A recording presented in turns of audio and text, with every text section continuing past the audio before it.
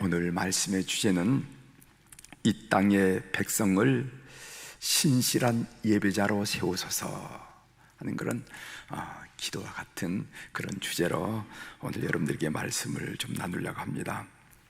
오늘은 광복절 76주년 되는 주일입니다. 광복절 주일 말씀을 준비하면서 광복절이 우리 민족에게 주는 의미가 무엇일까를 생각했어요.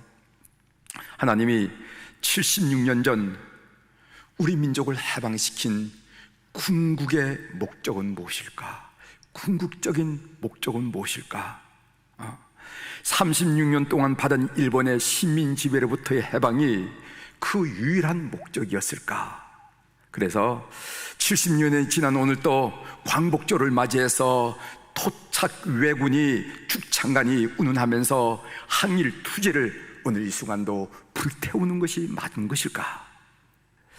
우리가 식민 지배로부터의 정치적 해방은 우리에게도 너무도 소중한 일이었습니다. 그러나 하나님이 광복이라는 은혜를 주시면서 우리 민족에게 우리에게 기대하는 그 이상의 목적은 없을까? 라는 질문을 스스로에게 던지면서 제가 말씀을 준비했습니다. 저는 이런 질문을 가지고 이스라엘의 광복인 출애굽을 살펴보면서 그 답을 찾으려고 노력하고 그 내용을 오늘 여러분들과 더불어 함께 나누고 싶습니다. 오늘 우리가 함께 읽은 본문은 모세가 이스라엘의 해방을 위해 그 형 아론과 함께 애굽 왕 바로를 만나는 장면입니다. 오늘 출애굽기 5장 1절을 보면은 그 후에 모세와 아론이 바로에게 가서 이르되 이스라엘의 하나님 여호와께서 이렇게 말씀하시기를 내 백성을 보내라. 그러면은 그들이 광야에서 내 앞에 절기를 지킬 것이니라 하셨나이다 라는 말씀을 우리가 함께 읽을 수가 있습니다. 저는 이 본문을 읽다가 다음 구절에서 눈을 뗄 수가 없었어요. 그 구절은 출애굽기 5장 1절 중반절에 보면 이런 말씀이 있습니다. 이스라엘의 하나님 여호와께서 이렇게 말씀하시기를 라는 그런 구절이 나온다는 거죠. 여러분, 그때의 상황을 잠시만이라도 여러분 한번 상상해 보시기를 바랍니다. 지금 누가 누구에게 무슨 이야기를 하고 있는 것입니까? 모세는 이스라엘 백성 편에서 보면은 대단한 사람일지는 모르지만은 애굽 왕궁의 입장에서 보면은 이름 없는 또돌이 망명정객일 뿐이고 잘 봐줘야 수많은 부족 중에 히브리인이라는 한 유목 부족의 지도자로 여겨줄 정도이라는 거죠. 반면 애국왕 바로는 모세 정도야 그의 말 한마디로 살릴 수도 있고 죽일 수도 있는 그런 절대 군주였습니다. 사실 바로는 모세와 아론을 우습게 생각했을 뿐만 아니라 그들의 입에 자주 올리고 있는 하나님조차도 우습게 생각했습니다. 그래서 출애굽기 5장 2절에는 이어서 이런 말씀이 나옵니다. 바로가 이르되 여호와가 누구이기에 내가 그의 목소리를 듣고 이스라엘을 보내겠느냐? 나는 여호와를 알지 못하니 이스라엘을 보내지 아니하리라. 여호와가 도대체 누구니? 너희들 입에서 오르내리고 있는 여호와가 도대체 누구니? 나는 그런 신을 모른다 라면서 어떤 의미에서 실소를 금하지 않고 그리고 또 빈정대는 모습을 우리가 상상할 수 있다는 것입니다. 그런데 이런 바로왕 앞에서 말하는 모세의 태도를 한번 보십시오. 겁을 먹거나 주눅이 들거나 비굴하거나 하지 않고 당당하게 여호와 하나님의 이름으로 요구를 하는 모습을 우리가 볼 수가 있습니다. 이런 태도는 그만큼 모세가 하나님의 권세를 절대적으로 신뢰하고 있음을 우리에게 보여주는 것이죠.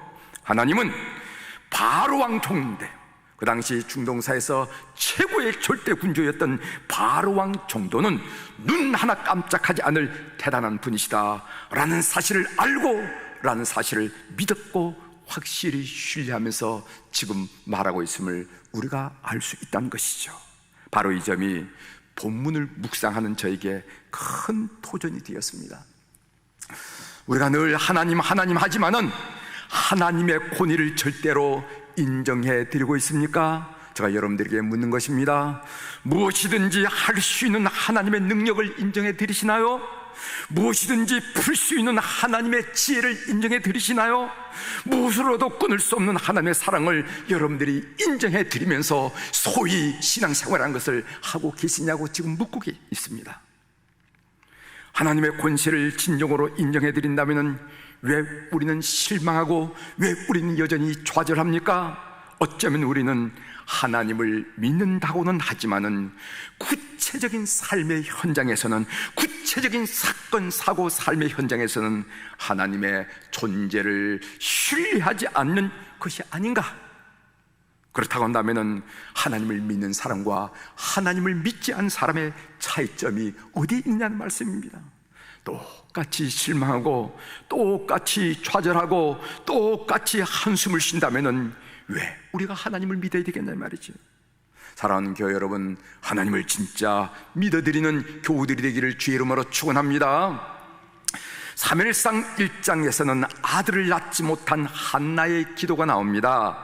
한나는 마음이 괴로워서 통곡하면서 이렇게 기도하죠. 제가 그 기도문을 읽어드리겠습니다.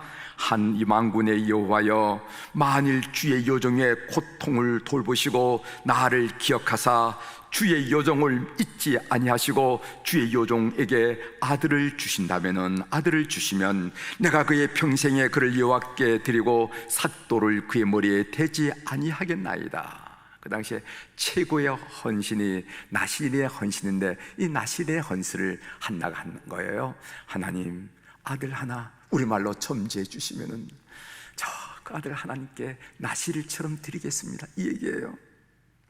얼마나 그 기도가 간절했으면은 엘리 제사장이 기도하는 한나를 뭐라고 말한다면 술 취한 여자로, 실성한 여자로 볼 정도였겠습니까? 그런데 중요한 것은 한나가 그 기도를 끝난 다음의 태도입니다.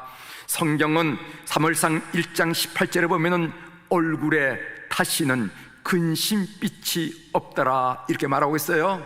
예전에 성경으로, 개혁 성경으로 말하면 수심이 없더라 이렇게 말합니다. 얼굴에 다시는 근심빛이 없더라, 즉 걱정의 그림자, 근심의 어두운 그늘이 그 얼굴에서 사라졌다고 지금 말하고 있는 것입니다. 사랑하는 교회 여러분, 왜 기도한 후에 한나의 얼굴에는 근심의 어두운 그림자가 사라졌을까요? 그것은 자기의 기도를 들으신 하나님의 능력을 확실히 믿었기 때문에 그렇습니다. 하나님을 믿는 자의 담대함이고 여유고 평안이라 이렇게 믿습니다. 제가 힘들 때 자주 부르면서 많은 용기와 힘을 얻었던 복음성가가 있는데, 그 복음성가 여러분들이 잘 아실 거예요. 사람을 보며 세상을 볼 땐 만족함이 없겠네, 나의 하나님 그분을 뵐 땐 나는 만족하겠네. 사람을 보며 세상을 볼 때 만족함이 없었네, 나의 하나님 그분을 뵐 때 나는 만족하겠네. 여러분 아신 노래죠? 처음 들어보세요? 아신 노래. 동남풍화 불어라, 서북풍화 불어라, 가시밭에 백합화 예수 향기 날리니 할렐루야 아멘. 가시밭에 백합화 예수 향기 날리니 할렐루야 아멘. 이렇게 고백하는 복음성가입니다.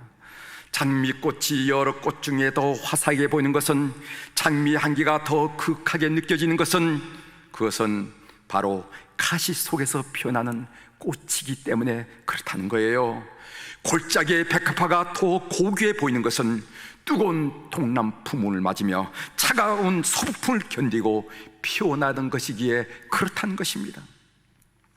그 당시 저는 동남풍아 불태면 불어라, 서북풍아 불태면 불어라, 나에게는 하나님 한 분만 계시면 된다, 나에게는 하나님 한 분만 있으면 된다, 이렇게 중얼거리고 다녔어요.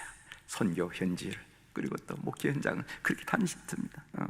그때부터 지금까지 아무리 상황이 어렵다 하더라도 기도의 무릎을 꿇고 있는 한 나는 반드시 승리한다.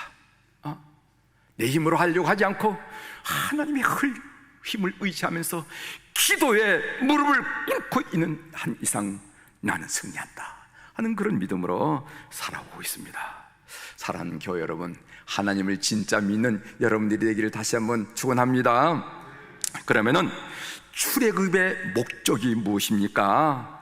출애굽의 목적은 예배드리게 하소서입니다. 제가 그 부분을 읽어드리겠습니다. 출애굽기 5장 3절에 나오죠. 그들이 이르되 히브리인의 하나님이 우리에게 나타나셨은즉 우리가 광야로 4일 길쯤 가서 우리 하나님 여호와께 제사를 드리러 가오하오니 가도록 허락하소서. 여호와께서 전염병이나 칼로 우리를 치실까 두려워하나이다 이렇게 말했어요. 모세와 아론이 바로 왕 앞에서 요구한 사항은 우리가 기대했던 사항이 아니에요. 내용이 아니에요. 우리는 기대하기를 이제 그만 우리 민족을 탄압하고 해방해 주십시오, 해방시켜 주십시오, 자유를 주십시오 라는 그런 정치적인 해방과 정신 자유를 요구할 줄 알았습니다. 그런데 그들이 요구한 내용은 오늘 본문 3절의 말씀처럼 예배를 드리도록 허락해 달라는 것이었습니다. 이 구절에 대해서 이렇게 설명하는 학자들도 있습니다.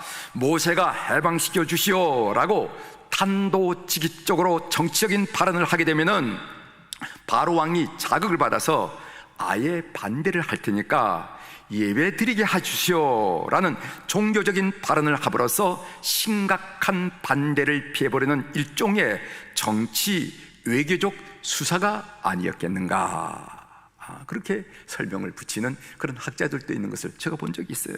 그러나 저는 그렇게 생각하지 않습니다. 사실 정치적인 해방과 물질적인 풍요만을 원한다면요, 이스라엘 백성들이 애굽 땅을 떠날 이유가 없습니다. 그들이 우리가 조금 후에 볼게 될 그런 10가지 재앙을 통해서, 그런 강력한 저항을 통해서 바로 왕과 정책 타협을 하게 되면은요, 애굽 땅에 머무르는 것이 훨씬 더 나을지도 모릅니다. 왜냐하면 가나안 땅에서 그들을 기다리고 있었던 것은 정치적인 해방도 아니고 물질적인 풍요도 아니었음을 우리가 알기 때문에 그렇습니다. 오히려 가나안 점령을 위한 비밀이 있는 날은 전쟁만이 그들을 기다리고 있어요. 그래서 여호수아를 통해서 점령 전쟁, 그 전쟁이 이어진 위해서 사사기를 통해서 요즘 우리 새벽기도에 사사기를 묵상하고 있는데, 사사기를 통해서 얻어지는 점령 전쟁, 지루하고 그것이 10년, 20년이라 400년, 500년 동안 이어지는 그 전쟁을 그들이 기다리고 있다 이 말이죠. 하나님이 이스라엘 백성을 출애굽시키고자 하는 궁극적인 목적은 그들을 예배하는 백성으로 삼으시기 위하여임을 알 수가 있습니다. 애굽 땅을 떠나는 출애굽 역사의 서도에서, 서막에서 모세와 아론이 예배를 요청했다는 것은 살아계신 하나님을 예배하는 것만이 병든 역사를 고칠 수가 있고 민족의 번영을 가져올 수 있기 때문이었습니다. 희망이 있는 백성은 하나님을 예배하는 데 관심을 갖습니다. 그러나 희망이 없는 백성은 오직 일에만 관심을 갖습니다. 여러분 보십시오. 오늘 출애굽기 5장 3절에 보면 모세와 아론은 예배를 드리도록 해달라 이렇게 요청하는데, 출애굽기 5장 4절에 이어서 나오는 말씀은요, 애굽 왕 바로는 일에만 관심을 갖는 모습을 보게 됩니다. 애굽 왕이 그들에게 이르되 모세와 아론아, 너희가 어찌하여 백성의 노역을 쉬게 하려 하느냐? 가서 너희의 노역이나 하라. 여기 노역이라는 것을 일하는 것을 말하지 않아요. 오늘 우리말로 말한다면 가서 일이나 해, 떠들지 말고 가서 일이나 해, 이런 말을 지금 바로 왕이 하는 것을 우리가 읽을 수가 있습니다. 예배를 우습게 여긴 삶이 잘된 예가 없어요. 예배를 우습게 여긴 가정이 잘된 예가 없습니다. 예배를 우습게 여긴 민족과 국가가 잘된 예가 없습니다. 북한을 보십시오. 하나님 없이 일만 잘하면 유토피아를 이룰 수 있다고 알았습니다. 그들은 예배당을 헐었습니다. 그들은 예배를 드린 것을 노는 곳으로 알아, 일하지 않고 노는 곳으로 알아 교인들을 협동농장으로 내몰았습니다. 그 결과가 어떻게 되었습니까? 가뭄, 기근, 질병, 가난, 독재로 낙원해라 치욕을 만들고 있지 않냐 이 말이죠. 제2차 세계대전이 발발했을 때 영국 국민은 극도의 혼란과 절망 속에 빠졌습니다. 사람들은 당황했고 예측할 수 없는 일에 불안해하고 있었습니다. 그나마 다행스러운 것은 그들에게 믿을 수 있는 두 사람의 지도자가 있었는데, 한 사람은 우리가 잘 알고 있는 탁월한 정치 지도자인 윈스턴 처칠 경이었고, 다른 한 사람은 존경받는 종교 지도자인 윌리엄 템플 주교였습니다. 전쟁 즈음에 영국 여왕은 영국 국민이 가장 신뢰한 이 두 분에게 라디오 연설을 부탁했습니다. 혼란과 절망 가운데 빠졌던 영국 국민들은 라디오 볼륨을 올려놓고 이 두 지도자의 이 연설에 귀를 기울였습니다. 그런데 이상했던 것은 서로 그렇게 하자고 짜고 연설한 것도 아닌데 두 사람의 연설 말미에 이런 부탁을 했어요. 그것은 국민들에게 예배를 호소한 내용이었습니다. 여러분, 지금이야말로 우리가 하나님을 바라볼 때입니다. 우리가 지금 무엇보다도 먼저 해야 할 일이 있다면 그것은 전능한 하나님 앞에 나가 예배하는 일입니다. 우리 모두 경건히 무릎을 꿇고 전능하신 하나님을 바라봅시다. 영국 국민은 다음날 일제히 예배당에 몰려왔습니다. 한 보고에 의하면 그 주일에 전 국민의 70% 이상이 예배당에서 예배를 드렸다는 거예요. 국민들의 마음은 안정을 되찾았고 전쟁에 대처할 용기를 회복했습니다. 결국 그 세계대전을 승리로 이끌었다는 것을 우리가 역사적 사실로 확인할 수가 있습니다. 희망이 있는 백성은 예배를 드린다는 거예요. 왜 예배를 드리는 것이 이스라엘 백성들에게 중요합니까? 왜 예배를 드리는 것이 중요한지 구약의 가인과 아벨의 제사를 통해서 제가 여러분들에게 설명을 좀 더 첨가하려고 합니다. 인류 최초의 사람이 무엇인지 아십니까? 인류 아담과 하와가 그 아들 가인과 아벨을 낳아서 인류 최초의 살인사건이 가인이 그 아우 아벨을 죽인 사건입니다. 근데 그 가인이 그 아들, 그 동생 아벨을 죽인 사건은 말입니다, 그것은 무슨 소유권 문제로 분쟁이 일어났거나, 아니면 권력 문제로 분쟁이 일어났거나, 상속 문제로 분쟁이 일어났거나, 그래서 살인사건이 일어난 것이 아니고 제사, 예배가 발단이었다는 것을 여러분 아십니까? 여러분, 인류의 최초의 살인사건이, 그 사건의 발단이 예배라는 걸 여러분 아십니까? 도대체 예배가 뭐길래?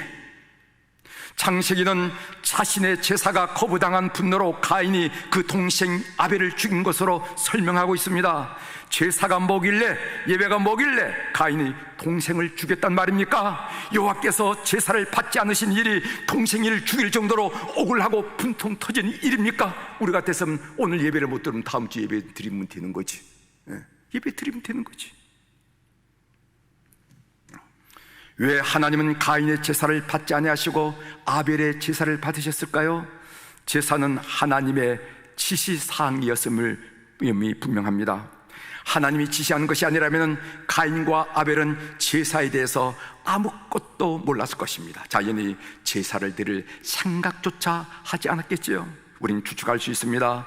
하나님은 아담과 하와에게 제사에 대해서 차초지종 알려주셨고, 아담은 두 아들을 앞에 놓고 제사의 의미가 무엇인지, 그리고 제사를 드리는 방법에 대해서 자세히 설명해 주었을 것입니다. 우리는 창세기 4장 3절부터 5절을 통해서 하나님의 지상이 아마 이런 것이 아니었을까 하고 추측할 수가 있어요. 창세기 4장 3절부터 제가 읽어드리겠습니다.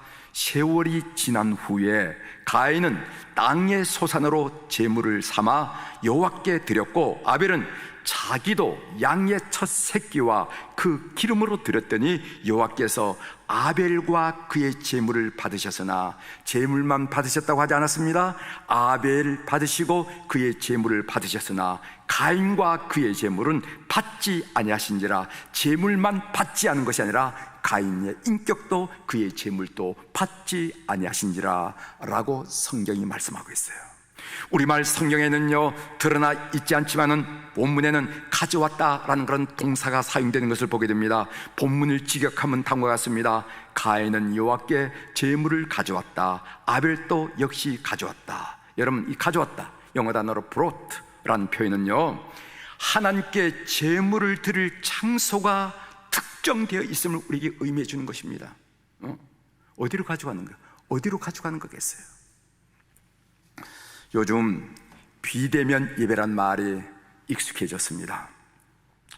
예배란 말이 들어가서 비대면 예배란 말이 근사하게 우리에게 들릴지는 모르지만은 비대면이란 말은 애면이란 말과 거의 비슷하다는 것을 우리가 알 필요가 있어요. 비대면, 애면과 비슷하다는 거예요. 애면한다는 말 알죠? 너 왜 나 애면하고 있어? 무슨 감정이 있어? 이렇게 얘기할 때 애면이라는 말을 쓰지 않습니까? 이 비대면이란 말은 애면과 비슷하다는 것을 우리가 간과해서는 안 된다는 거죠. 성경에서는 예배를 위해서 특정한 장소를 특정했다는 것을 우리 성도들이 간과해서는 안 됩니다. 여러분, 성소에서 예배드리고 지성소에서 예배를 드리고 성전에서 예배를 드리고, 하나님이 이 세상에 어디에는 안 계시겠어요? 하늘에는 안 계십니까? 저 바다 끝에는 안 계시겠습니까? 저 산 아래는 안 계시겠어요? 어디든지 계시지만은 하나님 예배를 위해서 장소를 특정했다는 것을 우리가 간과해서는 안 된다는 것입니다. 제사드린 날도 특정해 주셨습니다. 세월이 지난 후에 라고 이렇게 말씀하셨는데, 이 말씀을 직역하면은 그 날들의 끝에 이랬어요. 그래서 영어로는 at the end of the days 이렇게 얘기했어요. 그 날들의 끝날에, 이런 말입니다.